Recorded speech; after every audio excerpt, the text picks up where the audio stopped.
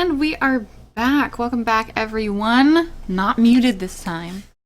Um, so, so we are faced with a choice, and since I'm the magus, I get magus. I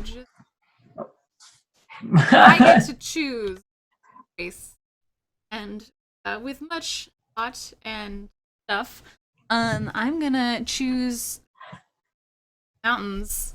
I'm gonna take the magus to the Fairy Mountains. So that's what we're doing. Let's do this. Okay. So after the night in the abbey with the bishop, the magus feels refreshed a bit. He doesn't feel quite as sick and inept as he felt when he started the journey. He stands a little straighter. His staff is a little lighter. And he looks out at the road as it forks. And he looks toward forest of mistwood, and he looks toward the mountain paths. And he feels strong. And he says, "We are taking the mountain way. It is faster, and will get us where we need to go quickly and easily." But what the magus does not see is gathering storm clouds that hide behind the tallest mountain peaks, and are slowly growing in force, growing in heft, gathering water, like they're preparing for the magus and party to reach the most dangerous part of the trail, and then just dredge them all. The magus customarily thanks the Barley Lord for her hospitality, even though there was none, and thanks the innkeep for her hospitality. Was actually present. He feels full. A good week of good food and respect. He was kind of alone in his tower at Ravenhold and wasn't really in the sight of people that often, and being surrounded by people kind of like doing whatever he wants them to do kind of lifted his ego a little bit, as well as the revived health that he got from whatever Colum to the bishop, which let's just pretend that he's not aware of. So we come back to the trail, having said goodbye to everyone, and the magus looks on at his group and, surveys them and asks the raven, what of you? Do you think that the mountain pass is clear this time of year? Asking the person that has the knowledge stored in her head. The snows won't be too thick, as summer is just coming to an end, so it probably won't be too much of a problem, depending. I go where you follow, Magus. All right. Or I follow where you go. Yes, that part. Yes. So the magus, feeling a little egotistical, feeling a little rushed, and kind of, he feels like the best way is the quickest way, and the quickest way is through the mountains. So they start on their journey through the mountains. Oh! Magus' turn. That makes it Dave's turn, doesn't it? Yes. I put the tokens in the turn order, but not from left to right, from right to left. I don't know. The closest one to the magus is next. Yeah, no, I got you. Okay. I want to roll a dice. Oh, damn. Pretty We're much triggering some mechanics here. Oh shit! Yeah. Dice. We got one here. Go in here. I'll roll it near the microphone so you can hear it. You're gonna roll a real dice, not a Roll20 fake dice. Okay, so As the party makes their way through the Stormguard Mountains, the chilly air kind of making potentially the worsening weather apparent to the rest of them. But the golem feels something more. There is a presence here in the mountains, one that perhaps hasn't been seen in them for a long time. Despite their ominous, craggy, jagged, dark peaks visible from Barley Town, the trade to and from Castle Stormguard is like fairly prosperous. The mountains aren't too treacherous in themselves, so feeling such a presence, the golem is put immediately at unease and allows their presence to kind of float along forward with the wind to doubt out on ahead. Unfortunately, there is a warmth emanating from one of the caves on the hillside, and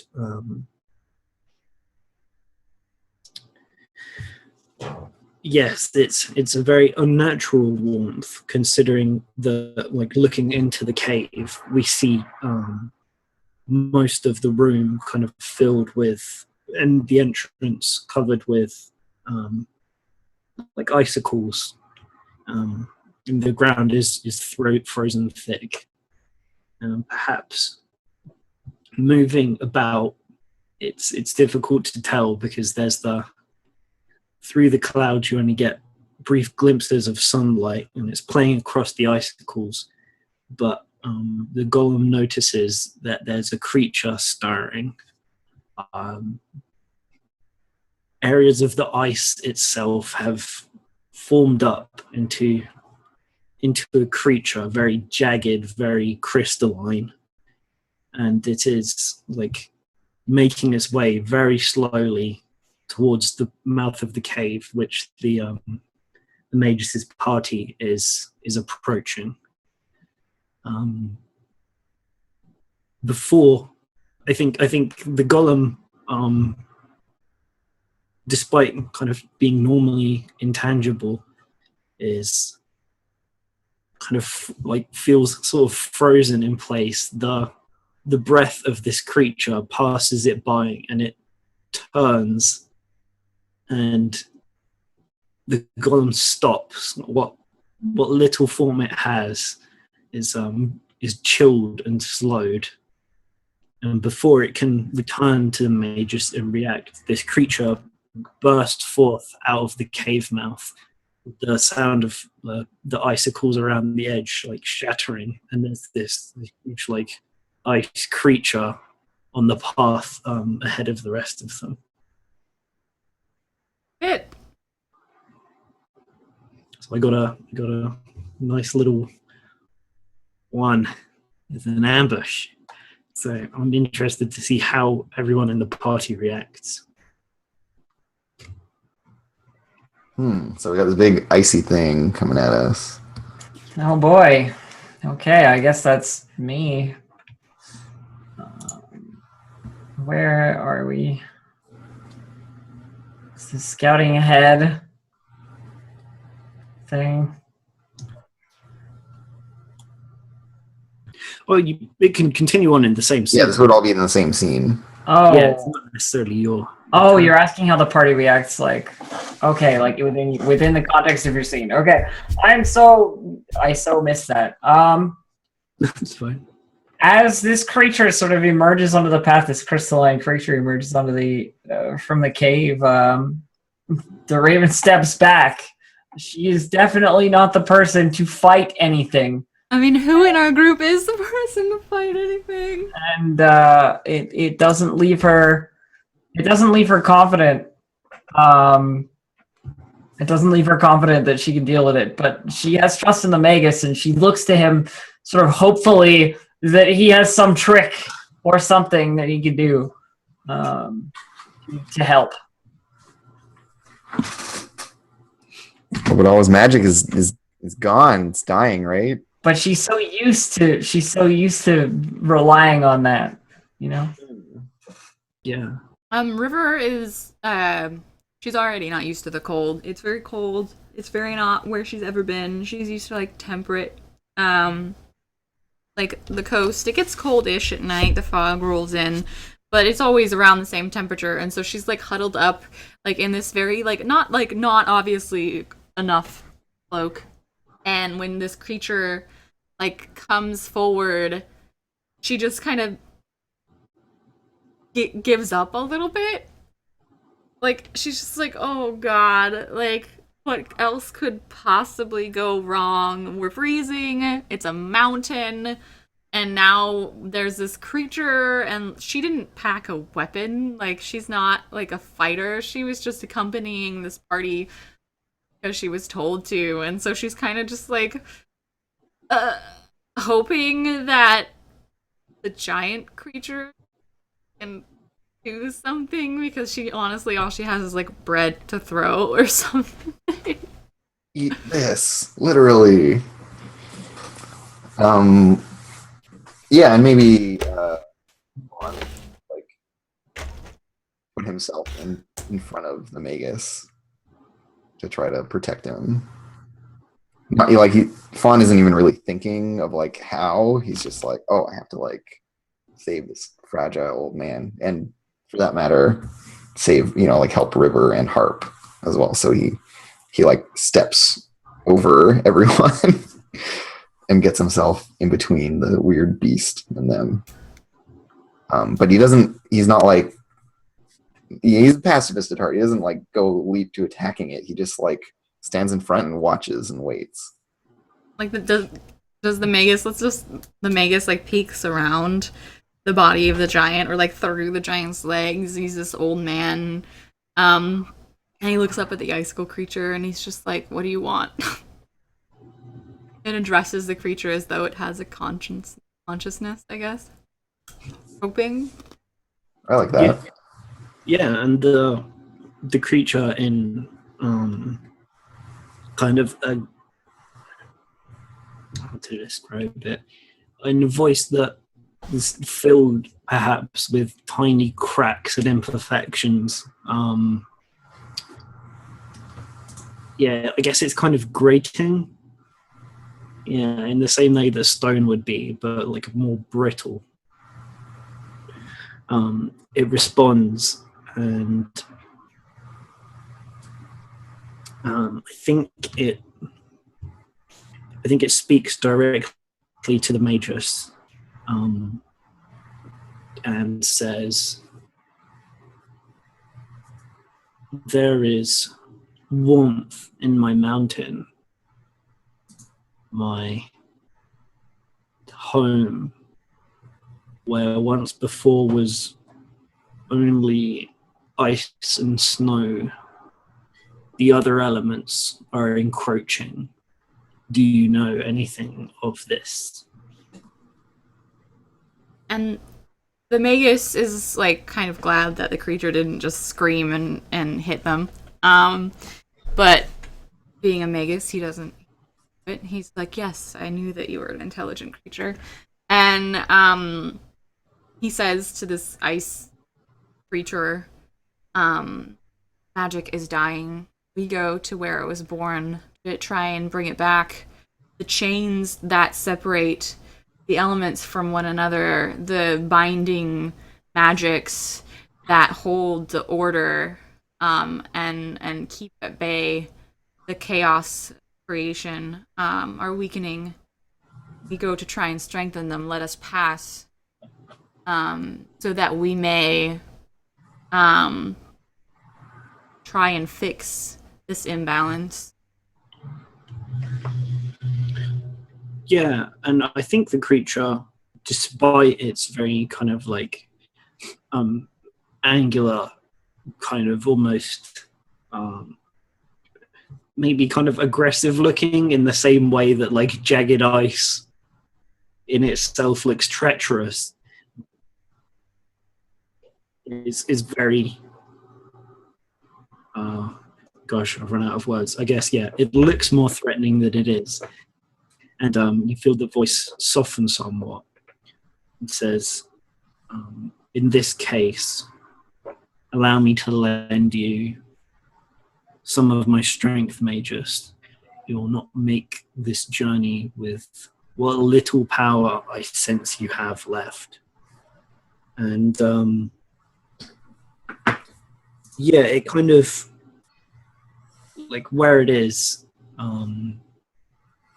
stands for a moment, and you see kind of an outline of the shape of the golem behind it, and you see it float into the ice. The ice changes and remakes itself into a slightly different form for a split second, and then, like with a single crack, like the whole thing like turns to dust and like floats away on the wind. And yeah, as the golem returns to the Magus's, to like the Magus's shoulder, cloaking him once again in its power, the Magus's breath, where once it kind of iced up and let out a small cloud of heat as you do, no longer does, and the old man is no longer cold in the mountains. Cool. Okay. That's awesome. We didn't Well, die. That was awesome. what an uplifting moment. So yeah, he's like a creepy ice ghost now, basically. Yeah, I'm gonna It's take. amazing. I'm gonna like. What a sinister fellow. Really amazing. Sinister fellow indeed. There we go. I guess that now it's my turn. Mhm. God, I always have to follow up Dave and his incredible scene. I don't know how I feel about this. I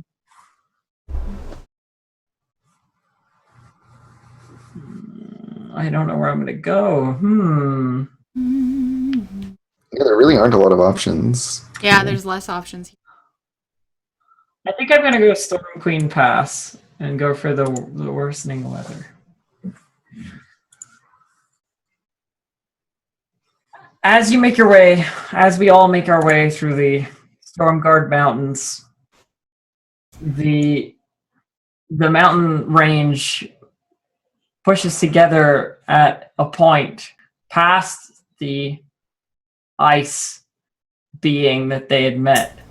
And it leads into a very sharp ravine path called the Storm Queen Pass. When the snows are heavy, there is no way to get through this pass. It is absolutely treacherously impassable, but luckily summer had only just ended. Well, the fall had not yet brought the heaviest of snow.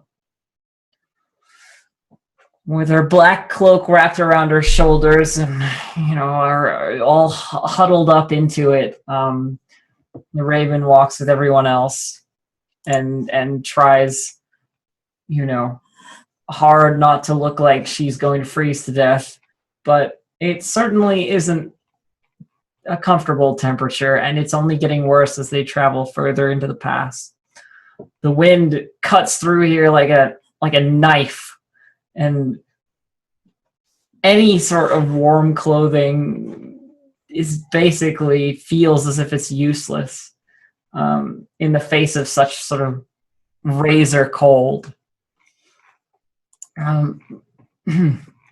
Looking to her companions, she tries to, though she isn't really sure quite how, she tries to uplift spirits if they look low, with a smile or an offer of a piece of that bread that she's been keeping since Ravenhold, rather than the stuff they'd picked up new.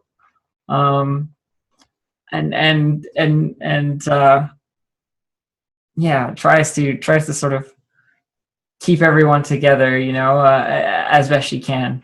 It's as if an unsociable character, an unsociable person, a person who spends more time with animals and books than she does with people, is for the first time trying to apply those techniques to people.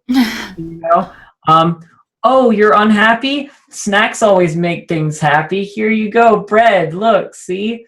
Oh, you're unhappy? I'll try and look happy, so maybe you'll look happy. You'll feel happy too. Give you pats. Yeah, exactly. Just very, very poorly reassuring. I think that's the scene. It's just a quick one. Yeah, just this bleak trudge through the mountains. Yeah, just very, very nasty snow and wind. All right, well, I guess that makes it me. I am also going to roll the dice. Oh shit. Yeah, let's do that. So after we come through the narrow path,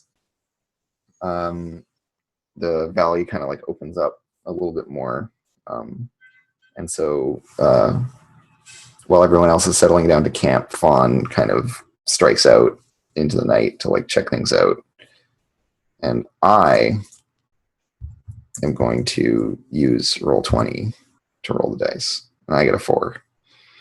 And so as he's trumping through the valley,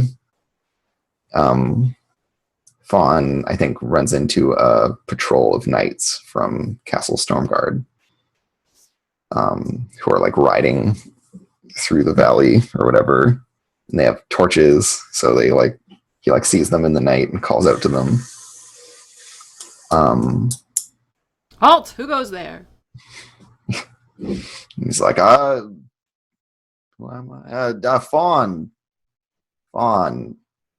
I travel with the Magus.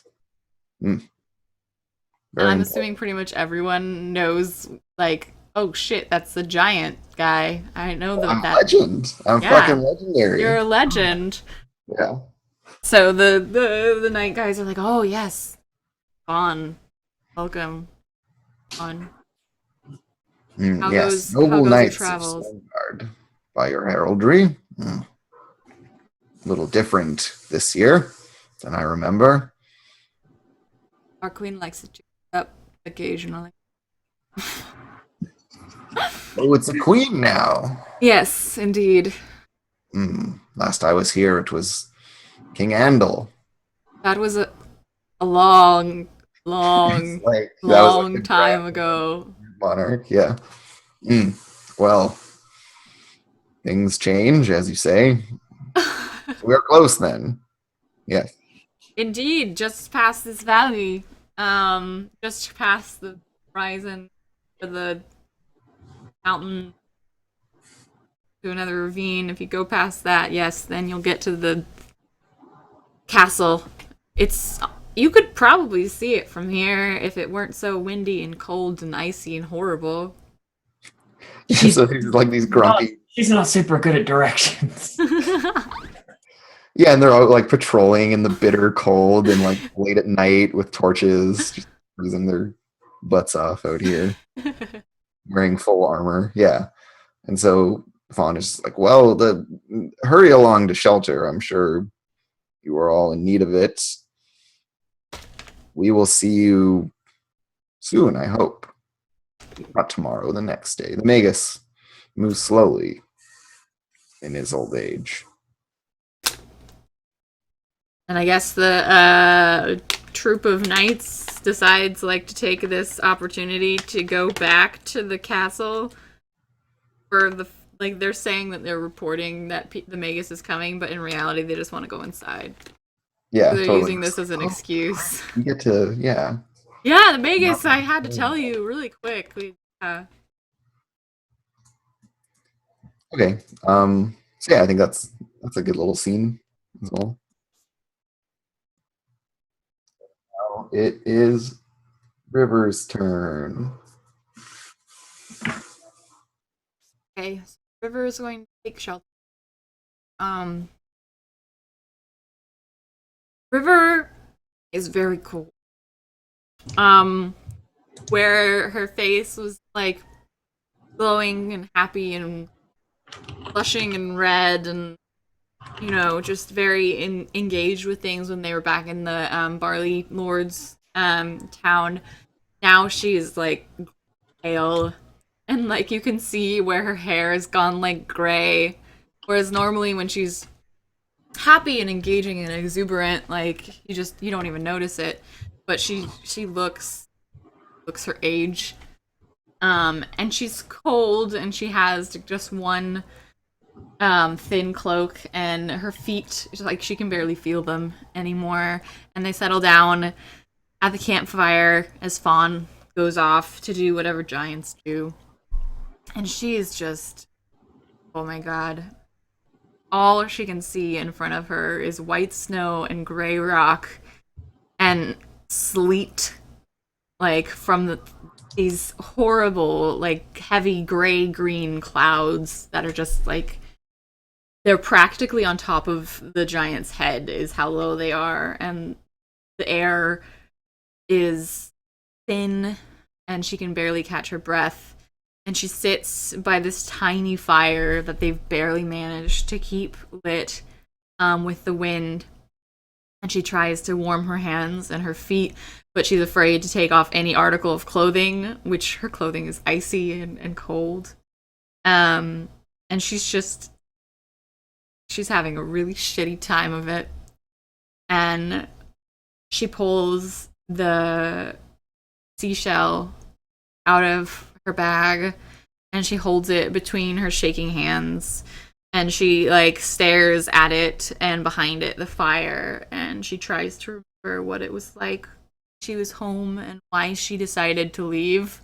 Fuck the Magus. Like she doesn't know Why did we ever come to this place? Yeah, she's like, what, why was this a good decision? Why did I think that I was prepared to take this epic journey? Why did I think it was helpful?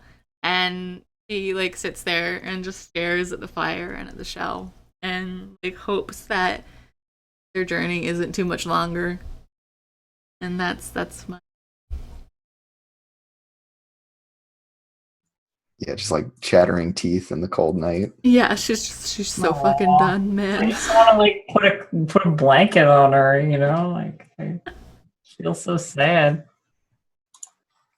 Fuck the Vegas. Yeah. Fuck the Magus. Yeah, so that's me. Ron. And other such references. Cool. Dave's turn. Dave. You were the Magus. Not necessarily. Oh, I guess he could not be the Magus. We can bounce between these three scenes. Yeah, I will, even if I wanted to do another, there isn't a whole lot more to do. So I would like to move on to Castle Stormguard. Damn. So I think what's the purpose of this place? I think as the group rounds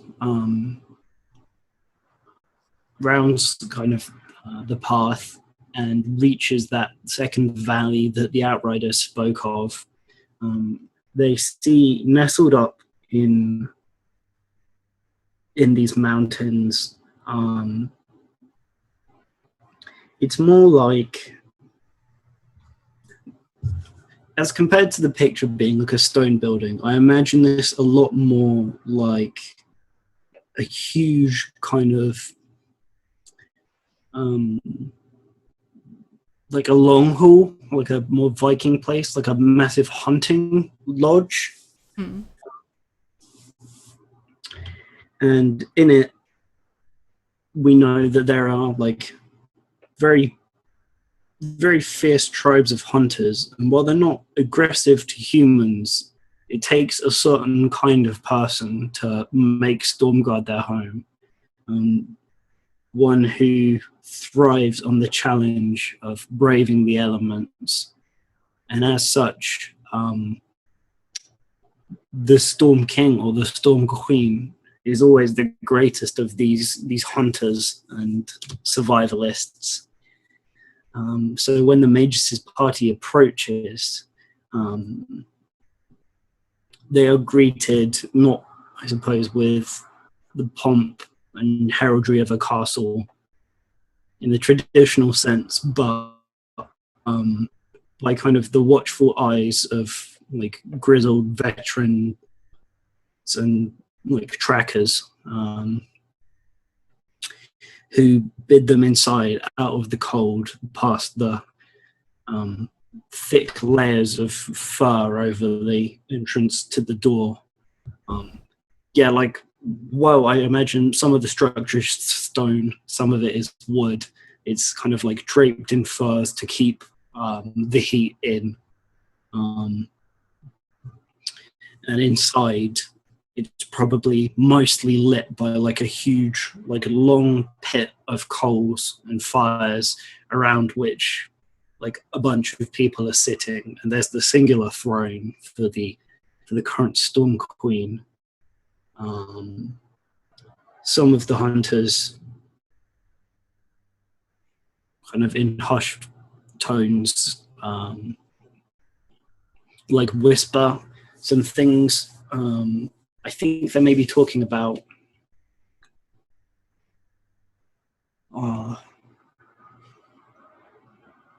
the Magus and the like legends about him, and also about Fawn.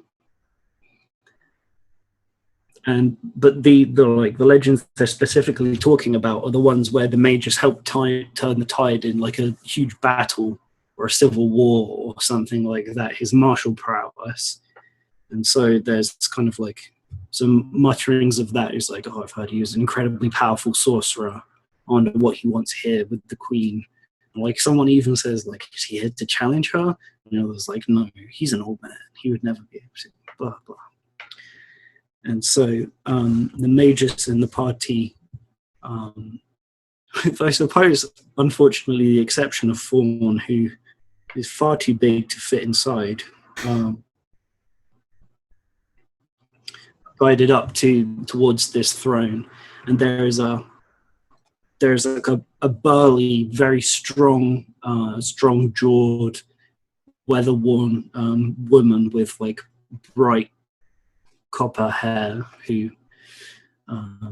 sits up there, and as the Magus approaches, stands and regards him with steely gaze.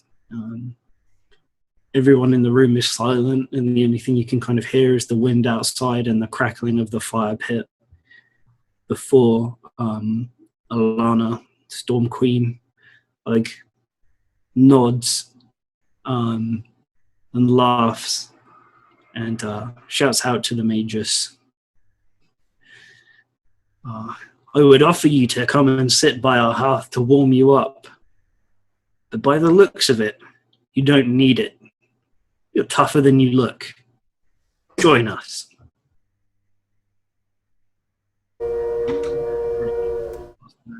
Sorry, there's a train. Yeah, Join us at our freight train. yeah. Woo woo.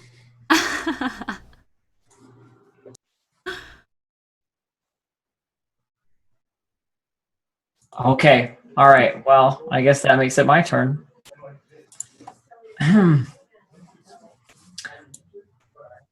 Well, you can be the best if you go to the Hall of Knights. The best. Is that supposed to say something else, or is it just the best? The best. Where do I want to go? Let's go to the Tomb of the Storm King. All right. So, after maybe a night or two in the Valley of the Loudest Crap Trains. Okay, I don't think they can actually hear that. There's a noise gate on my OBS that isn't in Zoom, but they are hearing multiple repeated train noises outside of my house. If you're not hearing that, chat, it's Okay. a lot. I adore you. All right. So, after about a night or two in the hospitality of the Storm Queen, Harp decides to go a wandering on her own down some hallways and passages, look for, information, historical information, things that could be important to note down and take notice of, and make sure they're still around when the next raven comes, if the next raven comes. I guess if magic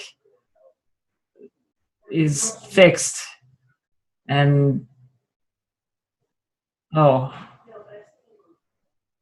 that's a sobering thought that she might be the last one, the last raven of Ravenhall. And as this thought dawns on her, she wanders into the vast undercroft of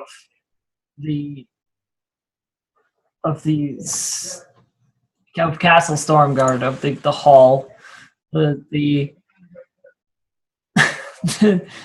I can't get over this. Anyway, I'm sorry. What? Wanders into the vast undercroft of the hall and looks around and sees the way that the past kings and queens have been honored, and their names noted down on placards and presumably their bones, left here, the ones she could see. She couldn't help but think about what she got from the one before her, all those books, all those tomes, the lists, not all of them her lists, the notes, not all of them her notes. Opening one of them, she flips through and sees the 7 or 8 different handwritings before her own.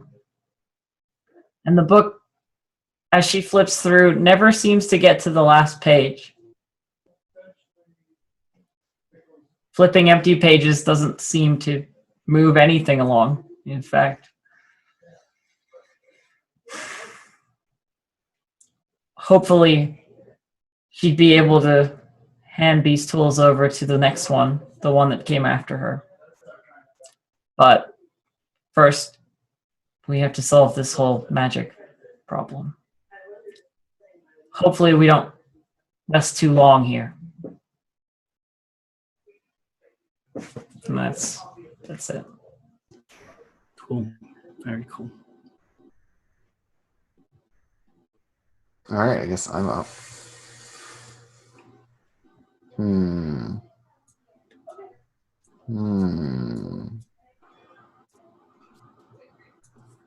I do the best?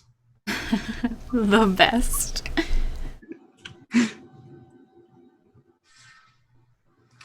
No, I think I'm gonna do a scene for the Commoners Hall.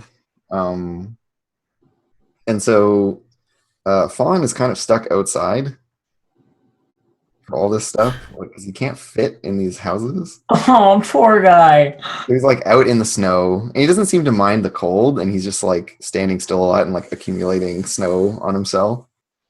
But in one of the evenings while everyone's staying in Castle Stormguard, there's some merrymaking going on in the Commoners Hall, and so he like stoops down like real low, gets an eye on the window, in this like low window, which had been like boarded up, but he like with one little finger like pulls open the shutters and like takes a look in to like watch these little people dancing in the firelight and stuff. And so the Commoners Hall is like a more open, kind of less formal space, and there's a big like central bonfire, and there are people like dancing around it. And so like through this tiny little like, you know, crude stone window, he watches as the like people like are silhouetted in front of the fire.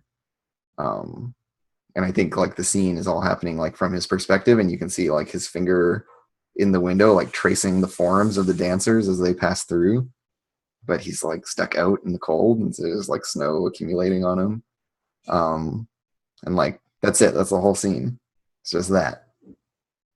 It's just like this Aww. Oh, that's so little lonely cute. moment where he's like watching these people like doll houses essentially. Oh. It is quite sad. All right. Well, I'm gonna roll a die. And see what happens. And it is a 5. Who is right? Ooh. So they've just arrived at this castle, and they've had to leave Fawn outside. And they come in, and River is like exhausted. She looks like she's aged through this like short week or so in the mountains. She looks like she's lost like some of her like weight, and she looks like she's lost some of her vigor. And she doesn't even look at the queen as they enter. She doesn't even notice the conversation between the magus and the queen. She just goes directly to the fire and tries to warm herself. And she, like, through the rest of the evening, and she just refuses to move from the fire. Like, she's so, like, she's cold to her bones. And so she spends the night, like, I assume that this is a large hall where, like, if merrymaking were to occur, like, people just sleep in the rushes on the floor or what have you.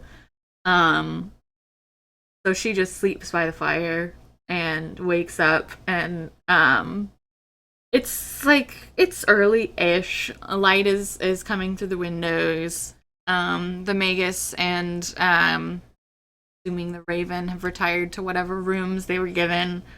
And there's people milling about, like cleaning up whatever remains of the night's festivities, welcoming the magus into the hall.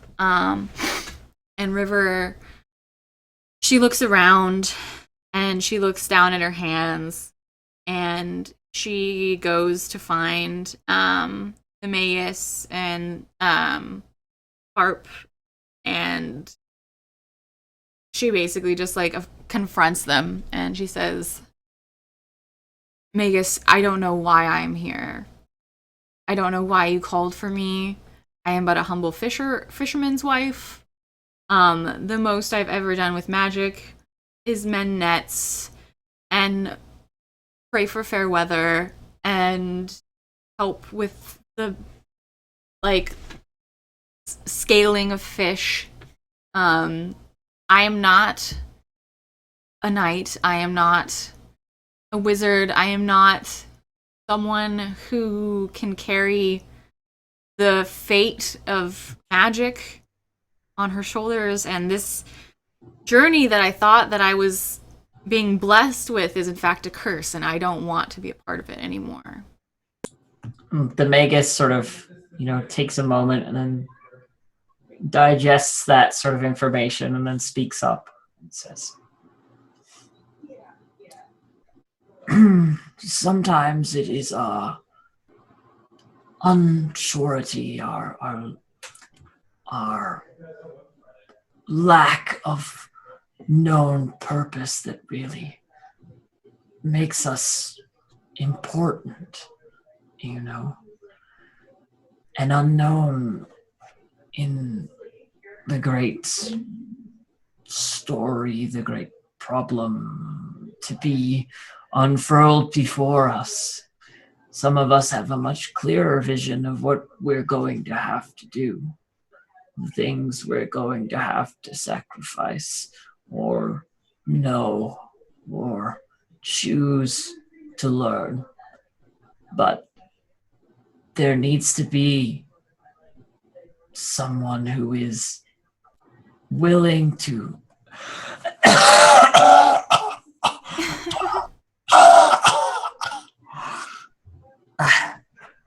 find their purpose in this journey.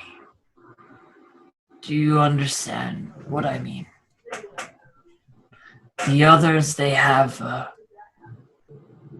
paths of their own as well, more defined and written. Yours is still to your own purpose. I can't explain it any more clearly than that. You can't leave. We need you. And River is just looking at this old, frail man who has, in this journey, been given the power of the people, the hope of the people of Barleytown, and the power of the ice creature. And she maybe she doesn't agree that this is her place, but she sees his meaning in that maybe her power is that she doesn't have this great destiny that's already happened or is going to happen. Like, she sees that the fawn is kind of the end of the great destiny of his people, and she sees the raven as this person who obviously has shit together. She knows what her job is, and she does it well. And she obviously isn't quite aware of the golem, but he has his destiny in that he's the rememberer of whatever events transpire. And so she looks at the old man, and she looks down in her hands, and she sees her new boots that she bought at the beginning of her journey before she went to Ravenhold, and they're old now, and they're covered in mud and muck, and they have bits of the threshing that's on the floor stuck to them. And she kind of sees from this item the how much of the journey she's already been on, and she kind of remembering everything that's transpired, commits herself once more to seeing this through for her town, if not for herself. And that is our disagreement, I suppose. Perfect. Yeah.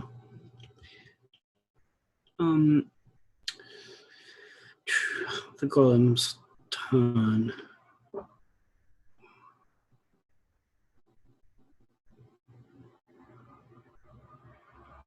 I kind of want to roll the dice as well. Just do it. Okay, I don't want to do who's right again, so instead I'm going to go to the Hall of Knights. The best. The best.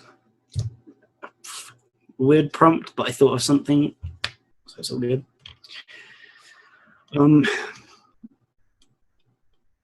As the day wears on, after the first night at Stormguard, for the entertainment of the Magus and his party, the Storm Queen puts on a show in one of the rooms off to the side, and it's kind of sarcastically referred to as the Hall of Knights,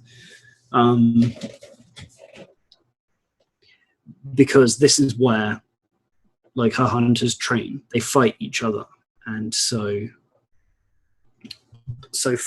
for entertainment there'll be a series of gladiator style bouts, though not necessarily to the death. It's both useful for the people keeping spirits up there, and hopefully to impress or whatever visitors they have.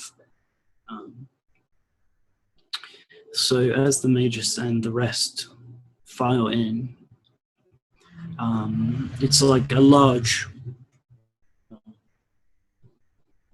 maybe it's like an octagonal room, with the corners kind of away, and filled with kind of seating for the onlookers.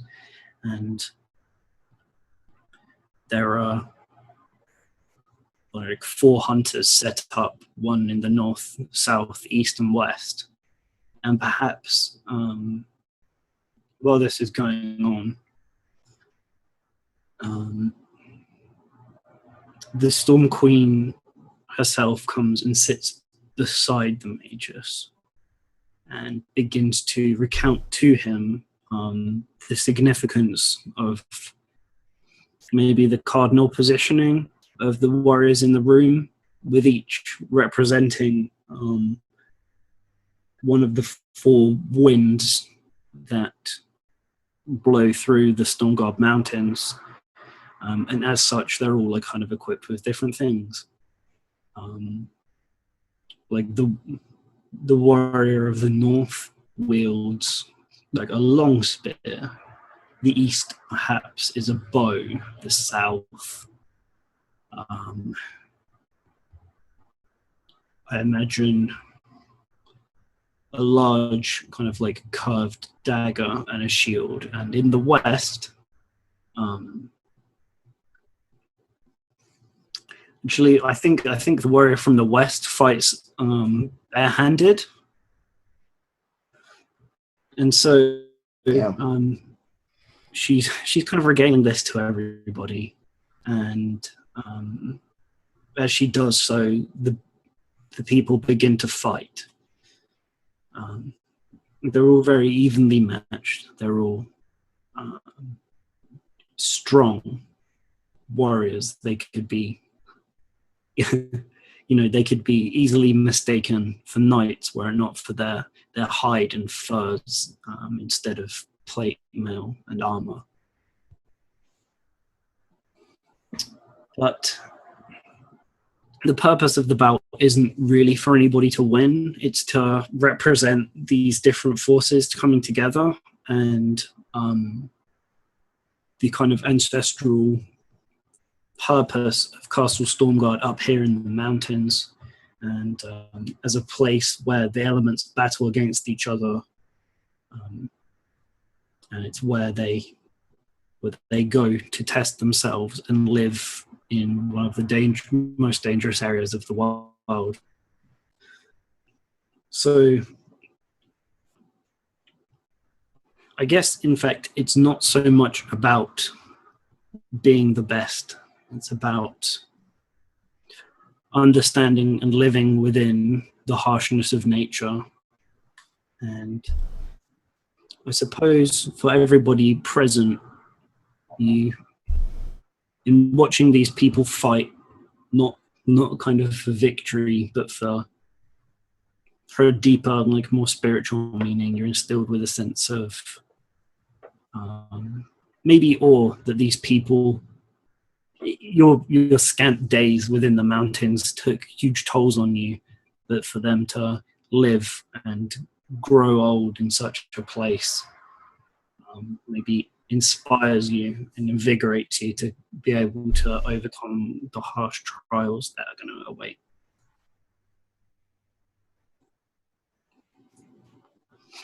I don't think that even had my character in it, but whatever, it's fine. Hey, it was a good scene. Damn. Yeah, that's cool. You don't have to have your character in it, really. That was awesome. The golem is with the magus, right? So I mean, he was there. Although I feel like everyone's really disappointed that you didn't immediately kill the Storm Queen. That was a poll. I saw that. Chat wants you to kill everything now. You started the bloodlust. So I guess that makes it my turn again, but should we break?